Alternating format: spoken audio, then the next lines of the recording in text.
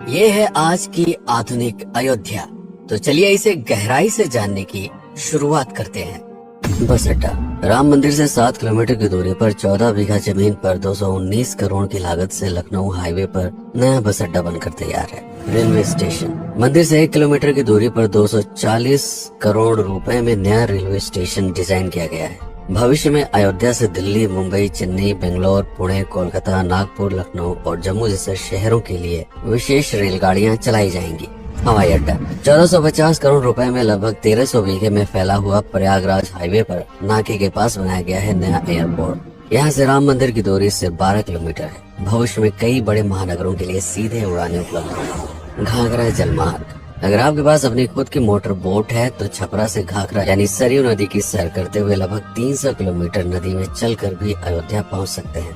भविष्य में इस रूट के लिए भी मोटर बोट चलाए जाने का प्रस्ताव है। राम मंदिर। अयोध्या के राम मंदिर की कुल कीमत है 1800 करोड़। पूरी तरह बन जाने के बाद अयोध्या का मुख्य आकर्षण होगा। राजस्थान के मशहूर मकराना के पत्थरों से आकार लेते इस मंदिर की अनुमानित उम्र होगी लगभग 1000 साल। 22 जनवरी को पहली मंजिल का उद्घाटन होगा, जिसमें राम की बाल्यावस्था की मूर्ति रखी जाएगी। बाकी की 2 मंजिलों का कार्य चलता रहेगा। खजुराहो के मंदिरों की नागर शैली के आधार पर इसे तराशा जा रहा है। मंदिर का कुल क्षेत्रफल 156 एकड़ या 251 बीघा है।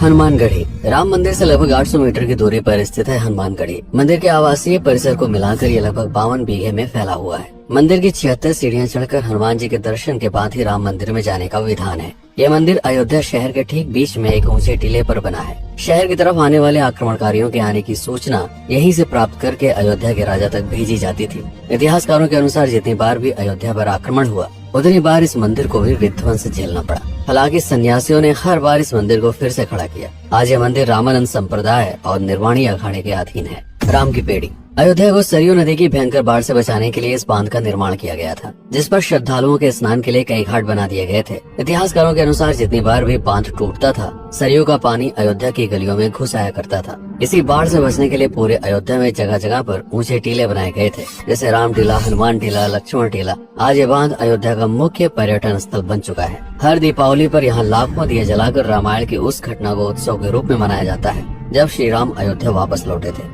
अयोध्या के कई बार उजड़ने के पीछे एक कारण इस नदी को भी माना जाता है।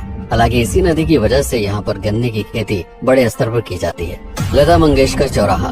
नया घाट और बस स्टैंड के पास ही अयोध्या का मुख्य चौराहा 6.7 करोड़ रुपए में बनकर तैयार हुआ है। पद्मश्री से सम्मानित राम सुथार जी ने 2 माह के कठिन परिश्रम के बाद इस 40 फीट लंबी वीणा को आकार दिया। 14 टन की इस वीणा को लता जी के स्मृति चिन्ह के रूप में यहाँ पर लगाया गया है। इसलिए इसका नाम नया घाट चौराहे से बदलकर लता मंगेशकर चौराहा कर दिया गया है। धर्मपथ। नया घाट से कुछ पहले सड़क के दोनों तरफ 30 फीट ऊंचे 40 सूर्य स्तंभ लगाए गए हैं, जिसे धर्मपथ का नाम दिया गया है, जो श्री राम के राजकुल सूर्यवंश का प्रतीक है।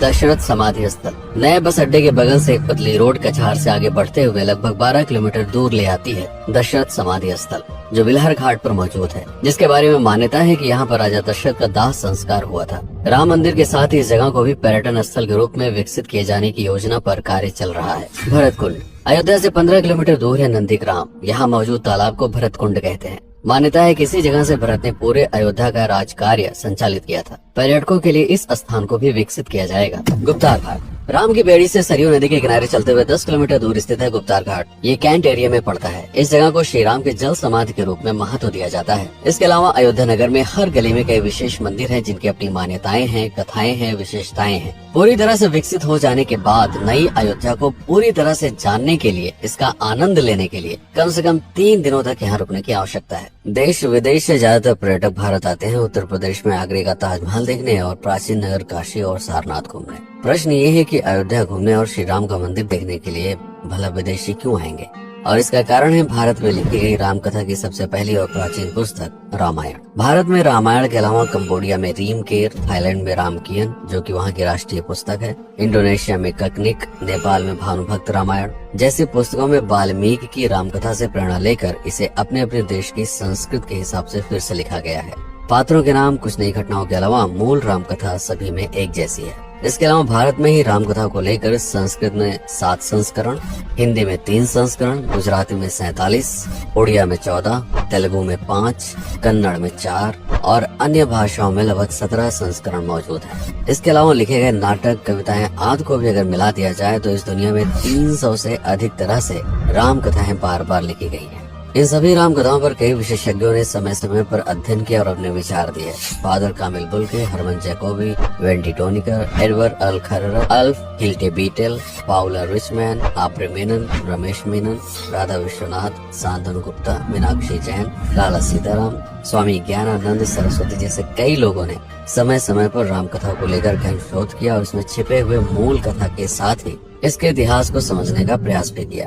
राम कथा थी कौशल प्रदेश के द्वारा किष्किंधा और लंका पर विजय प्राप्त करने की पहली बार एक अखंड भारत के निर्माण की। रामायण महत्वपूर्ण इसलिए हो जाता है क्योंकि ये अखंड भारत युद्ध से अधिक व्यक्ति के आदर्शों, सूझबूझ, मित्रता जैसे गुणों से स्थापित हुआ।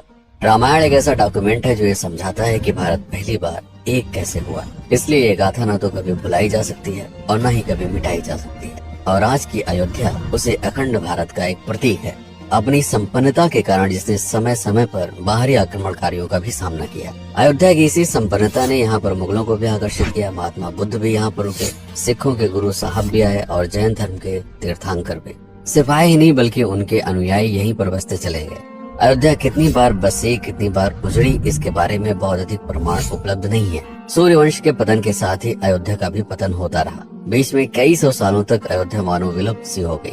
इसका कारण क्या था, इसका कोई प्रमाण नहीं है। अयोध्या को फिर से खोजकर उसे स्थापित करने में बार बार राजा विक्रमादित्य का नाम आता है, लेकिन विक्रमादित्य एक उपाधि है जिसे कई राजाओं को दिया गया था। तो ये कहना मुश्किल है कि किस कालखंड के कौन से राजा ने ये कार्य किया। कुछ विशेषज्ञों का मत है कि यह काम उज्जैन के राजा विक्रमादित्य ने किया होगा। नंद वंश, मौर्य वंश, शुंग वंश, गुप्त वंश आदि के साम्राज्य में भी अयोध्या का वर्णन प्राप्त होता है। सबसे बड़ा विध्वंस हुआ 1527 के आसपास बाबर के कार्यकाल में, जब राम मंदिर को ध्वस्त कर बाबरी मस्जिद स्थापित की गई। सन 1722 में बंगाल के नवाब अली वर्दी खान ने व्यापार के नजरिए से राम मंदिर से कुछ किलोमीटर की दूरी पर एक नया शहर बसाने की शुरुआत की। 1730 में अवध के पहले नवाब सादत अली खान ने इसका नामकरण किया फैजाबाद। इन्हीं के उत्तराधिकारी सुजाउद्दौला ने इसे अवध की राजधानी बनाई। 1775 में अवध के चौथे नवाब आसिफुद्दौला ने फैजाबाद की जगह लखनऊ को अवध की राजधानी घोषित की। रावण अहंकार का प्रतीक और श्री राम विनम्रता के सूचक। सत्ता में आने के बाद हर व्यक्ति को यह बात हमेशा ध्यान में रखनी चाहिए, सिर्फ रंग रोगन और पत्थर लगवाने से राम राज्य नहीं आएगा, बल्कि जिस दिन स्कूल, अस्पताल और सरकारी संस्थानों से भ्रष्टाचार खत्म होगा, लोगों का मुफ्त इलाज और अपनी भाषा में उच्च शिक्षा उपलब्ध होगी, उस दिन भारत उस पायदान पर खड़ा होगा जहाँ कभी हम हुआ करते थे। रामायण अहंकार पर विनम्रता की विजय है। अयोध्या को अगर पर्यटन स्थल का केंद्र बनाना है तो इस आधार पर बसाना होगा, राम राज चलाना होगा, राजनीति नहीं।